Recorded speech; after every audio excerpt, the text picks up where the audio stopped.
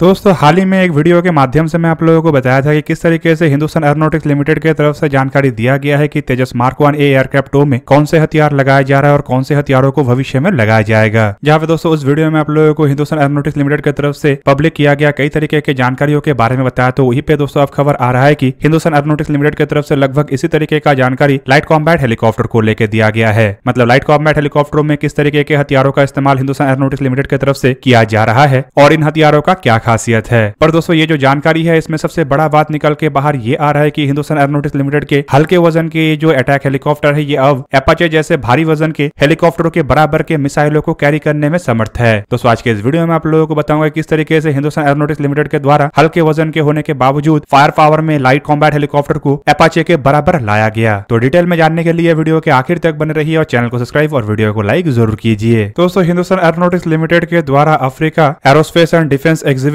2022 में हिस्सा लिया गया है। और दोस्तों इस एग्जीबिशन के दरमियान जहां पे पहले तेजस मार्क 1 एयरक्राफ्ट 2 के हथियारों के पैकेज का जिक्र किया गया था, तो वहीं पे लाइट कॉम्बैट हेलीकॉप्टर को लेके हिंदुस्तान एरोनॉटिक्स लिमिटेड की तरफ से एक ब्रोशर को यहाँ पे पब्लिक किया गया। और दोस्तों इस ब्रोशर से जो सबसे बड़ा जानकारी मिला है वो है लाइट कॉम्बैट हेलीकॉप्टरों के द्वारा कैरी किए जाने वाले एंटी टैंक गाइडेड मिसाइलों का संख्या। रिपोर्ट में दावा किया जा रहा है कि इस ब्रोशर के द्वारा पूरा दुनिया के सामने ये जता दिया गया है कि लाइट कॉम्बैट हेलीकॉप्टर एपाचे के जितना ही एयर टू ग्राउंड या फिर कहे तो एंटी टैंक गाइडेड मिसाइलों को कैरी कर सकता है। हालांकि दोस्तों अगर एपाचे हेलीकॉप्टर और लाइट कॉम्बैट हेलीकॉप्टरों को देखा जाए तो दोनों में काफी अंतर है। लाइट कॉम्बैट हेलीकॉप्टर जहां पे एक हल्के वजन के हेलीकॉप्टर है, तो वहीं पे एपाचे हेलीकॉप्टर एक भारी भरकम ऐसा हेलीकॉप्टर है जिसके पेलोड क्षमता से लेकर रेंज सभी कुछ भारत के लाइट कॉम्बैट हेलीकॉप्टर के मुकाबले में आगे है। हालांकि दोस्तों कई सारे फीचर में लाइट कॉम्बैट हेलीकॉप्टर एपाचे हेलीकॉप्टर को आसानी से पछाड़ सकता है, जैसे कि हेलीकॉप्टरों के ऊंचाई में जाने का क्षमता और हेलीकॉप्टरों के स्टेल्थ फीचर। एपाचे हेलीकॉप्टर दुनिया में सबसे अधिक ऊंचाई में जाने वाले अटैक हेलीकॉप्टर और करीबन 6500 मीटर के ऊंचाई में जा सकता है। और दोस्तों ये ऊंचाई केवल मात्र हेलीकॉप्टरों के ऑपरेशनल कैपेबिलिटी या फिर कहे तो हाई ऑल्टीट्यूड कैपेबिलिटी नहीं है, बल्कि इतने ऊंचाई में ये हेलीकॉप्टर जाके लैंड भी कर सकता है। आपके जानकारी के लिए बता दूं कि हाल ही में एक टेस्ट के दरमियान लाइट कॉम्बैट हेलीकॉप्टर को सियाचिन ग्लेशियर में भी लैंड किया गया था और उस दरमियान हेलीकॉप्टर पेलोड को लेकर भी लैंड किया था। पर वहीं पे दोस्तों अगर देखा जाए तो एपाचे हेलीकॉप्टरों की इतने ऊंचाई में जाने का क्षमता नहीं है। पर हथियारों को कैरी करने के मामले में या फिर कहे तो भारी भरकम हथियारों को कैरी करने के मामले में एपाचे हेलीकॉप्टर को दुनिया में सबसे आगे के दर्जे के हेलीकॉप्टर के रूप में देखा जाता है। और इस मामले में एटलीस्ट लाइट कॉम्बैट हेलीकॉप्टरों के साथ इसका कंपैरिजन नहीं होता है। पर हिंदुस्तान एरोनॉटिक्स लिमिटेड की तरफ से जो ब्रोशर को जारी किया गया है उससे एटलीस्ट ये साफ कर दिया गया है कि हथियारों के मामले में जो संख्या है वो अब दोनों हेलीकॉप्टरों में समान हो गया। दोस्तों मैं यहाँ पे एंटी टैंक गाइडेड मिसाइल का जिक्र कर रहा हूँ और बताया जा रहा है कि अपाचे हेलीकॉप्टर जहाँ पे 16 एंटी टैंक गाइडेड मिसाइलों को कैरी कर सकता है, तो वहीं पे भारत के लाइट कॉम्बैट हेलीकॉप्टर भी 16 एंटी टैंक गाइडेड मिसाइलों को अब कैरी कर सकेगा। हालांकि पहले के ये संख्या केवल मात्र 8 था, लेकिन अब ये नए क्वाड रेल लॉन्चरों की वजह से 16 हो गया है। दोस्तों पहले लाइट कॉम्बैट हेलीकॉप्टरों में डुअल रेल लॉन्चरों का इस्तेमाल किया जाता था। मतलब 4 हार्ड पॉइंट में ऐसे अगर 4 डुअल रेल लॉन्चरों को लगाया जाता तो हर एक हार्ड पॉइंट में 2 एंटी टैंक गाइडेड मिसाइलों को लगाया जाना संभव था। पर अब भारत की तरफ से इसे लेके एक बड़ा डेवलपमेंट करते हुए नया क्वाड लॉन्चरों का डेवलपमेंट किया गया और क्वाड लॉन्चरों को लगाने के बाद हर एक हार्ड पॉइंट में अब 4 एंटी टैंक गाइडेड मिसाइल मतलब स्वदेशी टैंक भेदी या फिर कहे तो हवा से जमीन तक मार करने वाले मिसाइलों को लगाया जा सकेगा। मतलब टोटल संख्या अब 16 हो जाएगा। और दोस्तों इतने ही संख्या के हेलफायर मिसाइलों को अपाचे हेलीकॉप्टरों के द्वारा कैरी किया जाता है। दोस्तों यहाँ पे आप लोगों को यह भी जान लेना चाहिए कि एंटी टैंक गाइडेड मिसाइलों के रूप में बताया जा रहा है कि इसमें भारत डायनेमिक्स लिमिटेड की तरफ से डेवलप किया हुआ मिसाइलों का इस्तेमाल किया जा सकता है। हालांकि दोस्तों इसके अलावा लाइट कॉम्बैट हेलीकॉप्टरों को लेकर और भी कई तरीके की जानकारी पब्लिक किया गया है। जैसे कि ये जो हेलीकॉप्टर है